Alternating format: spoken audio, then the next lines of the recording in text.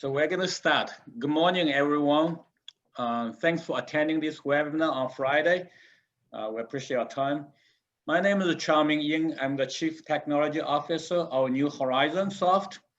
And as we know, COVID-19 is unprecedented, and it has totally changed our demand pattern. I have worked with many customers, and every single one of them has told me their demand has been totally different from last year. So the purpose of this webinar is for us to get together to share what we have learned in the field. So a few notes about this webinar. Number one is you will not be able to speak in the webinar. You are in listening only mode. And if you have questions, you can submit that through the chat window and we'll answer that at the end.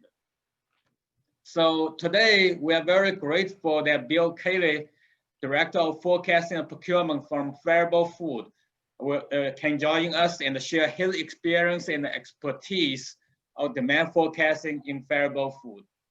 So Bill was very instrumental in building sales operation process and the demand management process at the Faribault Food. Thank you, Bill, for doing this with these forecasting communities. Yeah, you're welcome. As Chao-Ming had said, my name is Bill Cayley. I'm Director of Demand Planning and Forecasting for Faribault Foods. About Faribault Foods Incorporated was founded in 1895 as a producer of great tasting shelf-stable food distributed throughout the nation and through our own brands, through private label customers, and through our co-pack customers. 2014, Faribault Foods in Arizona Canning combined under the parent company of La Castaña, which is a family-owned company in Mexico. Some of the products that we sell: variety beans, mainly under our own brands, such as S&W, both regular and organic, Cuners and Lux brands. Baked beans, mainly sold under our private label to our private label customers under their own label. Refried beans, mainly sold to the co-pack partners, and private label, both organic and regular. Flavored beans, which are new products that we're trying to boost some of our sales to get more interest in that category. Chili and soup, our own Chili Man chili brand, and soups that we make for our co-pack customers, regular and organic. And pastas and sauces. Pastas are mainly sold to our private label customers under their own label, and the sauces that we carry under our own label, Sun Vista. So the main topic that we're going to be talking about, of course, is how COVID-19 impacted Faribault Foods. Last March and April, we experienced very high sales. Being in the shelf-stable food category, we had very high sales as our customers ordered high volumes of product to meet the customer demand. This in turn exhausted our inventories, causing a shift in production. As a result, our sales decreased in June and July as our inventories were exhausted and pantry loading decreased, which is shown by the green line in the graph below. Our production capacity has been pushed to the max, and we are still experiencing the effects of as we continue to try to replenish our inventory levels. So how do we perform the forecast during COVID-19? We divide the products based on our priorities. High movers get reviewed more frequently, whereas slower movers get reviewed once a month or even longer. Some of these products we are not making at all right now, and just for the fact that we just don't have the capacity to be able to make those products. More frequent sales and operations planning are moved from once a month to a weekly basis, or even as on a daily basis, depending on the need. The sales force engages with the planning department more often based on necessity due to shifting demand. The sales force cross-functional teams involving sales, manufacturing, planning, and the company executives were used to resolve burning issues, to determine what products we need to produce during our capacity limitations and how to allocate those products to the customers. We use a moving average for forecasting based on customer projections to rebuild inventory levels to supply all the customers with high volume products. We also singled out these high volume items and put forecasting manually by working with the sales to determine what these projections are on a monthly basis. So how do we perform the forecast for post-COVID-19? The sales during COVID-19 period are viewed as outliers, and our software system adjusts the history during that period when indicated to ignore this history. Our AI-driven tool, which is New Horizons system, mostly uses the last year's same period information while adjusting to current sales trends. The example below shows our actual history, which is the green line, along with the adjusted history, which is the red line, and last year's unadjusted history, the orange line. Now the system will use the new adjusted history to formulate the new forecast going forward without using the outliers that would skew the forecast during the March through May time period. So how do we determine what products and which time periods to adjust? High volume items are adjusted to last year's levels, so we do not skew next year's forecast. But on the reverse of this, we also want to adjust the history for the out of stock items. So we are not forecasting zero sales for this same time next year because we were out of stock caused by the pandemic pantry loading. We know that we needed to start adjusting the COVID around March, but when do we stop adjusting? If the sales are getting back to normal, which would be considered close to what happened last year, we will not adjust. But we also have to take into consideration if the customer's purchasing behaviors changes and it's going to stay, then we do need to make some adjustments in that area. In our case, we're experiencing higher sales as more people start cooking from home and need to shop for shelf-stable foods due to the pandemic. We not only adjust the history, we also override the statistical forecast, if necessary, when the forecast is not representing what we have projected for our own sales. So the method we use is simple, fast, and focused approach. We review the history, determine if sales data is an outlier or not, then we adjust if necessary.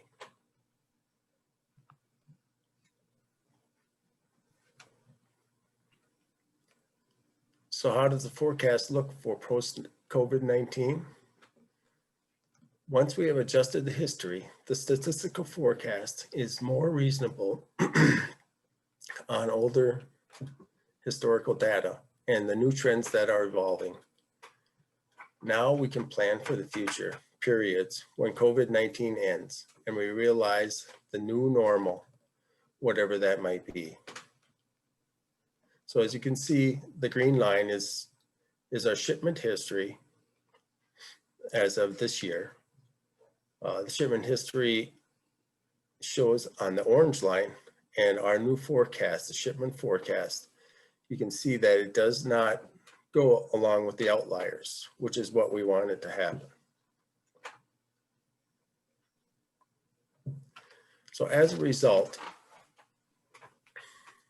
of our top 20 products at Variable Foods, the forecast accuracy for the year 2020 during COVID-19 pandemic shows our normal accuracy and how that fell off during the pantry loading period. Now, putting the new forecast adjustments into place, we are starting to make our way back to our more accurate forecast as we replenish our inventory. So as you can see, this forecast accuracy is for the 3 months previous. So January is recording October, November, and December before that. So we're not actually seeing the pandemic or the forecast accuracy result from the pandemic until actually June, which we dropped way down to 47%. And now we typically are up around 80 to 90%. And now we're back up to 77% and hopefully getting better at that point. And that's all I have for you. Thank you, Bill. Appreciate it. And thank you for sharing your experience and your expertise, on forecasting with variable foods.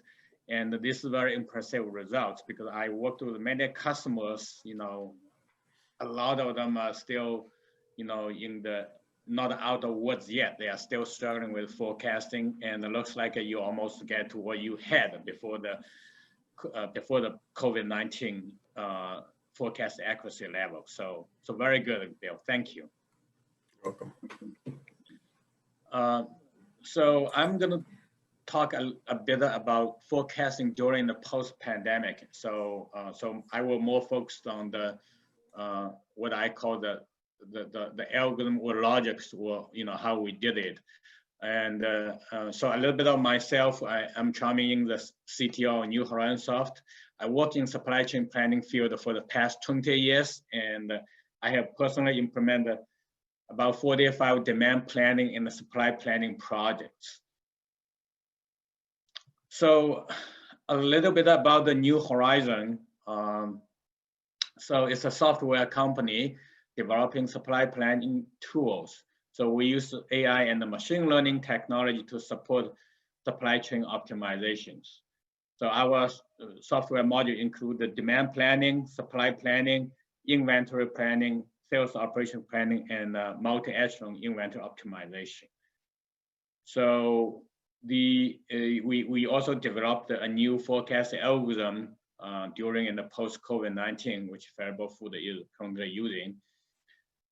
The difference between our company and the rest of the software company is we guarantee our customer success. Basically, what guarantee means there's no payment of license or professional fee before live. Everything is our stake, and you only start paying once it's live. So that's all about New Horizon, and so much for this commercial. I'm moving on to the more details about the COVID-19. So the cases keep on climbing, right? So yesterday we heard that like almost 200,000 cases on a daily basis. And you can see this is a kind of report showing distributors' average sales growth. And you can see last year, everything were growing reasonably well, 4%, 5%. But then in 2020, because we started COVID-19 lockdown in March, so Q1, the hit was mitigated because February and January, we had a growth typically. And you see Q2, we are bleeding, Q3, we are still bleeding, and we know Q4 will still be bleeding. So the question would be, how do we stop, or when are we going to stop the pandemic, and how can we get our economy engine back to run again, right? So I know this community is really focusing on forecasting, but I want to emphasize it's so important now for the company we work for, right? There's a survey regarding what most CEO or CFOs are thinking today. So there are three things they are thinking, right? One is how long will this pandemic last? Number two is what is my cash flow? And am I going to have cash positive, or am I just bleeding cash? And the last one, what is my business forecast, near term and the long term, right? So am I going to sell? How much am I going to sell in the short term and long term? That's very important. And we will be in the third question. Basically, we want to forecast for our business. Now, in terms of pandemic, that's another forecasting itself, right? How long do we think it will go back to normal? And this is a report showing McKinsey does the forecast, when do they think this pandemic will be gone? So on the top, you can see there are 3 charts, right?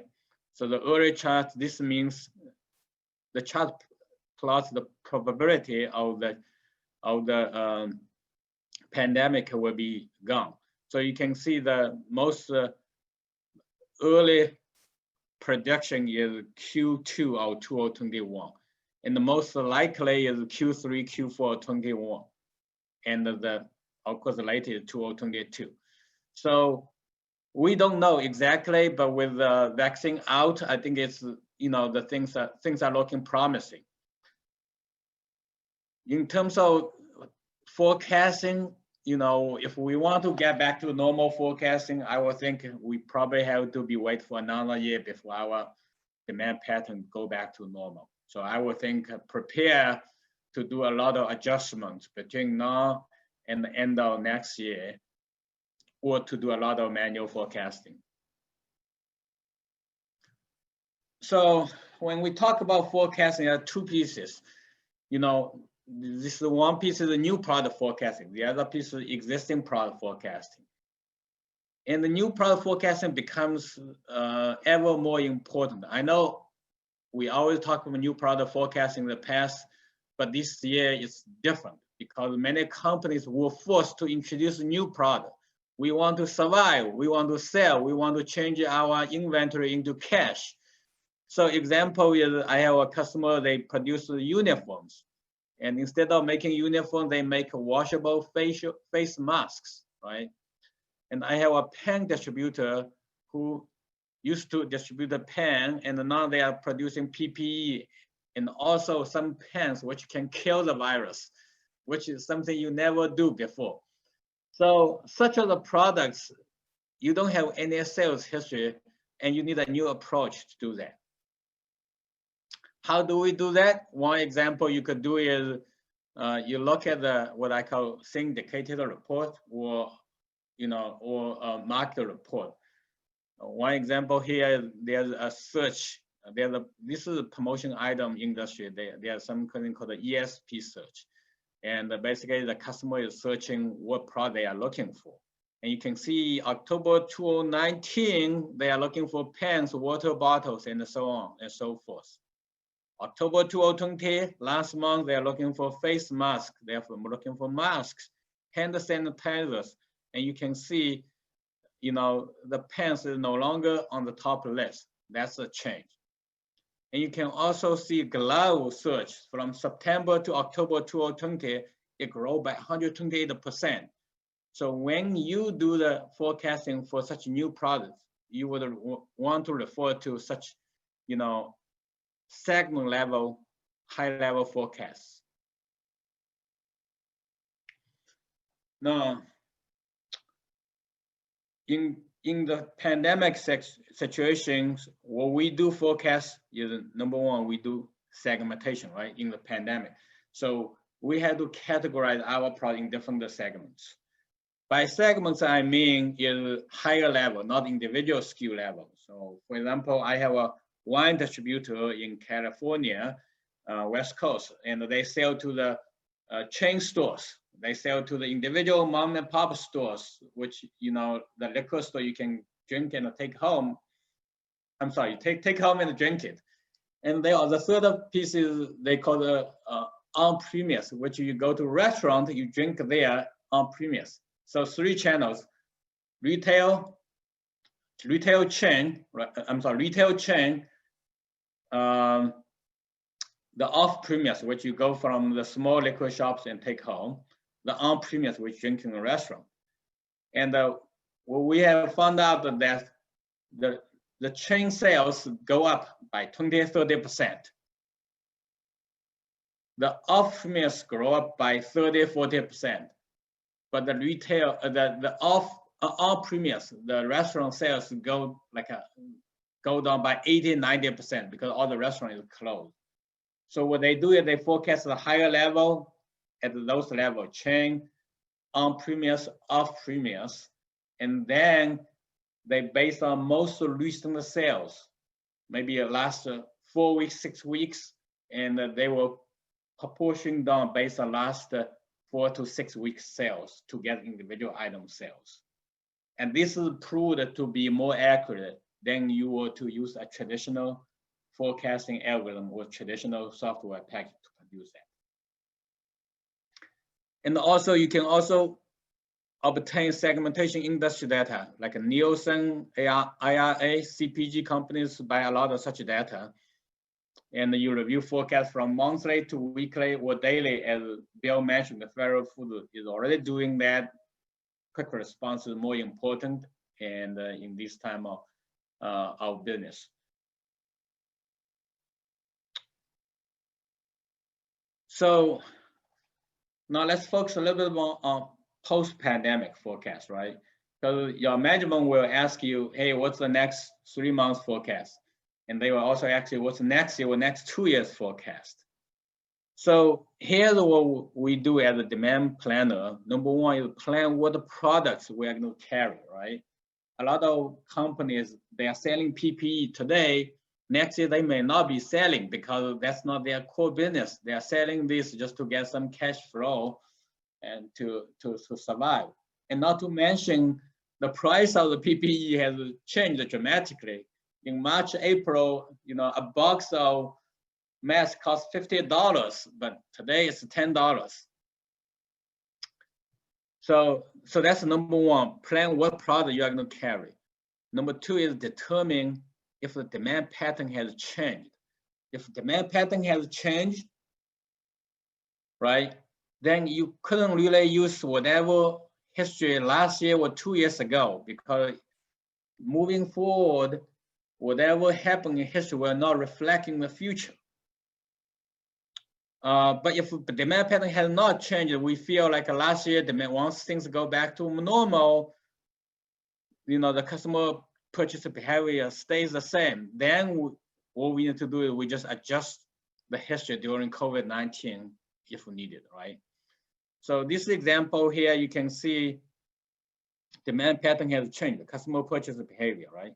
So you can see I'm growing here. I have COVID-19, I have a bigger, steep drop, and then I go back a little bit to normal, but I'm still dropping because it looks like my product is not, having the same selling behavior I used to have. So my strategy in this case is ignore any previous history data. So I ignore that. I just do a simple moving average, right? So you can see this turns out to be a more appropriate forecast for you. And that's how Federal Food is doing during the pandemic period, so that we reflect the most recent market needs. Now, if we think the demand pattern will be staying the same post-COVID-19 versus pre-COVID-19, and what you have a few approaches you can do. One is you can do a linear interpolation, right? So this is the history you have, and this is during pandemic period. This is the history moving forward, and you can see the trend is very much close, the same. So what you would do is you pick a date, at the COVID-19, before COVID-19 starts, you pick a date, you think COVID-19 is no longer impacting you, or we are going to the new norm, and you just do a linear interpolation to fill in the gaps of the history data. And now you have a new history data and which you can forecast based on that. Now, the other pieces, people will say, hey, what about seasonality? I will lose my seasonality. That is correct. So if the other approach you could do is use last year's data. So you pick a date before COVID-19, you pick a date when the business you think is normal, you replace the data with last year's history. So you just copy last year's history and place there. And this allows you to get a seasonality in the system. The only thing you may miss is the growth, right? You may have missing growth because year over year you could have some growth. And of course, this needs a requirement. Basically, you have, last year's sales history. If you don't have last sales history, you have no choice. Then you probably end up using moving average. The third approach is basically saying, I'm using last year's data, I want to press growth. So this will do the, not only will it give you the last year's data, but also consider that you may have growth if the COVID-19 doesn't happen. So example, this is the actual sales history. This is the last year's history, and the yellow line is adjusted sales history. And you can see my adjusted is not equal to last year. I actually moved up a little bit so that it reflects the growth I have. Now, I'm going to show you how I calculate example so that you can go back and you may do that using Excel yourself. Of course, the real life is more complicated, but I think you will get the idea how it works. So let's say this is 2020, right? And this is 2019. So average sales pre-COVID, so this is before March. So 2019 March, before March, average is 100. 2020 is 122. I'm sorry, 120. So that's 20% increase. During COVID-19 period, in March 2019 to May, 110. I'm using May example. And the year 2020 is 22. We saw miserably. And then post-COVID, this is the 105 for 2019. And the 2020, I get back on my feet, 116. It's not as good as I had last year, before COVID-19, but I'm getting there.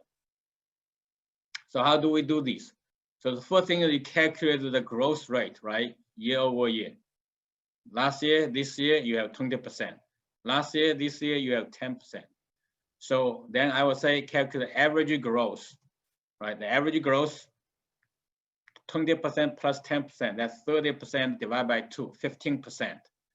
Now the adjusted history will be last year's number 110 times 1.15, 1 plus 15%. So that's 127. That will be your adjusted shipment forecast during COVID-19. By incorporating the growth factor, we compared with just copying last year's history, we mitigate the noise further.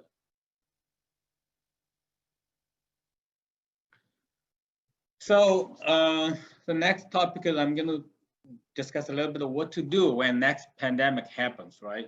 So we have a demand forecast, so we manage our supply chain, and how do we get prepared? So there's 5 steps, and the important thing is that we want to build an agile supply chain using a 5-step process. So the first is people first. So people first does not necessarily means you take, not only, that's the basic, you want to take care of people's health, people's needs, right? Allow them to work from home, but the other important piece, allow them to access data in real time. They should have a system for them to see all the data so that they can make decisions, and they can using the data to collaborate with suppliers and the customers to better understand the demand and the supply and the solve supply chain problems. So this needs the data visibility, and we want to leverage that. The visibility includes the demand, right? Inventory, the capacity, the supply, and the finance across the whole ecosystem. Not only do you want to know your company's situation, you probably have to inquire about your suppliers' information and your suppliers' information, or your customer situation. And this is very important for us to arm ourselves with all the supporting facts, right? Because we are not in the office, we cannot pull everybody together to have a meeting and have a discussion about this. Number 3, prioritize based on segmentation. We want to focus on product segment with high demand value and determine different strategies for product in different segmentation. So in Faribault Foods case, they focus on the high movers, and the slow movers, they are willing to let it run out of stock. The 4th step is to build a SWAT team to respond fast. So in traditional supply chain optimization project, we are thinking, oh, how do we, minimize the cost of supply chain operation so that we can still meet the customer service level. And in the situation like this, the supply chain operation cost is not the #1 priority anymore. The response to the market is the #1 priority. We want to be able to turn over and react to the market very fast in order to make necessary cash flows will satisfy special needs of the customer. And number 5 is perform scenario planning. So as a demand planner, we want to perform what if analysis. What's my best scenario? What if this initiative takes off? How am I going to supply that? So if I have too much demand, what do I do? What if I forecast wrong? The demand does not sell. I have too much supply. What's my plan B? So you want to simulate the best and the worst scenario, ensure the planning end to end, and any link in supply chain can be broken. So that's all I have in terms of presentation. One thing before we get into Q&A, I just want to call things out. So New Horizon, we are offering a complimentary health check of your sales history data, and we can provide some guidance on how to improve your forecast. So if anyone is interested, you can email me on this. Now let's look at the questions we have in terms of the. Let me pause the share. I just want to see the chat so that we can answer the questions.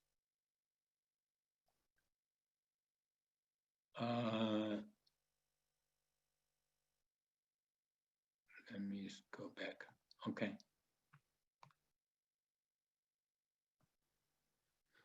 So there's a couple of questions comes in. Bill, I think this one is for you. Did you guys use syndicated data like a Nielsen? We did at one time. We did we did look at the Nielsen report. The Nielsen report it really wasn't useful for us as we plan so far out ahead. It has a 13-week, the report that we had was like a 13-week report, but that was also going backwards and then showing somewhat forwards. So we did not use that as much as we would like to have. It had very good information, but it did not have information out far enough to our liking, because usually we plan out, we like to have our production schedule made out 6 weeks firm. So that gave us another 2 weeks that information might help us. So we did not have a need for that, because we were looking at it 3 to 4 to 5 months out. How could we use this information? But it was not to our liking, so we did not use Nielsen. Okay, thank you, Bill. Appreciate that. And so next question is I don't know when our sales will be in the new norm. So what should I do? That's the very question, and I'll answer this first. And Bill, if you want to answer later, that's also that would be great. So what I have seen is many of my customers, they are they are seeing the sales up and down, and they don't know if it's going to stay there or it's going to be changed. And how do you consider norm? it's a difficult thing to decide. It's a judgmental, right? It's not something logical. Sometimes it's like art. It's more art than science.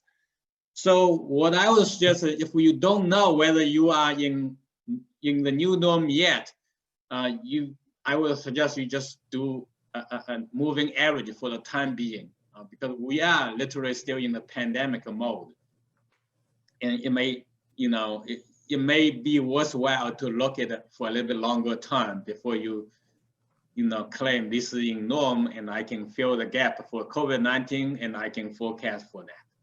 So that's my understanding. And Bill, if you want to add anything to it.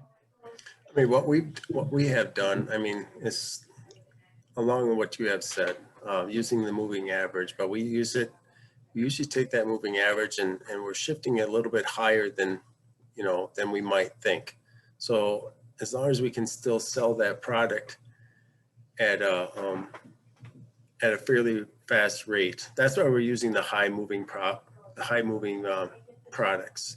Yeah. Because what they do is, I mean, we're not going to be worried about aging any of this product out. So we're planning for a higher number, and that's what we do in our situation. So we're not running out of product, and we're still being able to build our inventories to where we need them. Thank you, Bill. The other question come back is, do we have to fix historical data during COVID-19? Can we just make a bunch of forecast overrides? That's a very good question. You don't necessarily have to fix the COVID-19 historical data. The reason you fix that is you could generate statistical forecast.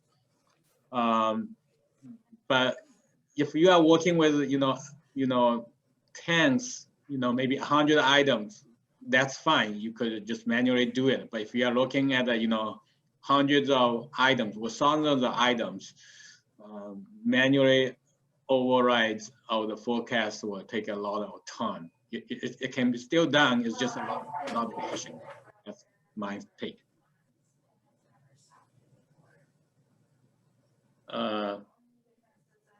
Another question I have, I think, this is for you, Bill.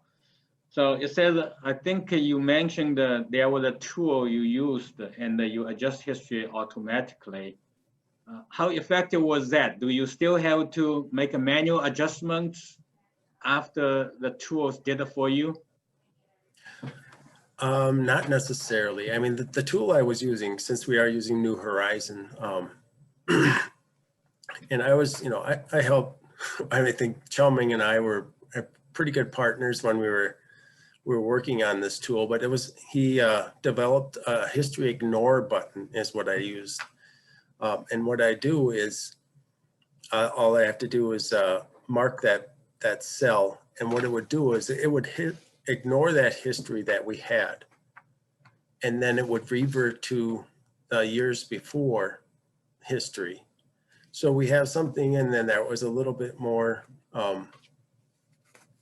believable. So instead of saying we usually sell 30,000 cases of something, and this year we sold 300,000 cases, it's going to use that. If I push the history ignore button, it would ignore the 300,000 and use the 30,000 that I had sold like 2 years ago. So, I mean, and I still have been doing this on a monthly basis. I'll go in there at the end of the month and I will look to see, and that's where we came up with that fast and focused approach, where I go through there and I will look at each product, and I determine very quickly, it's like, is this close to where we should be or not? I mean, if we're at 1,000%, of course, it's not going to be close. So that's when we would do the history ignore, and then the system would pick out like the two year ago average, and we go from that point on. Hopefully that answers your question. Yes, Bill. Yep. Yep. Thank you. So I think one last question. This is, I think my company is looking to replace existing forecasting software. What the competitive features that your software have that your competitors lack? How would it integrate with Microsoft ERP software?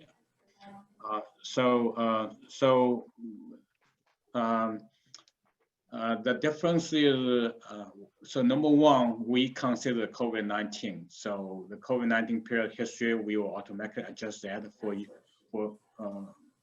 it. So many software company, they don't have that capabilities. That's number one. Number two, our forecasting algorithm is driven by AI, latest AI and machine learning technology. And it's more accurate than the other software companies. Integration with Microsoft ERP is something we can work with. We integrate with many different ERP systems, Oracle, SAP, and so on. So we can talk offline on this in more detail. But that's the last question I have. All right, so I think we are good here. Bill, again, thank you so much for doing this with us and sharing your experience and expertise at the Faribault Food. Much appreciated. You're welcome. And everyone, thank you very much for joining this webinar, and have a great weekend and a Thanksgiving holiday. Stay safe. Last thing, I will share the video. I record this. I will share the video with you once it's available. Thank you.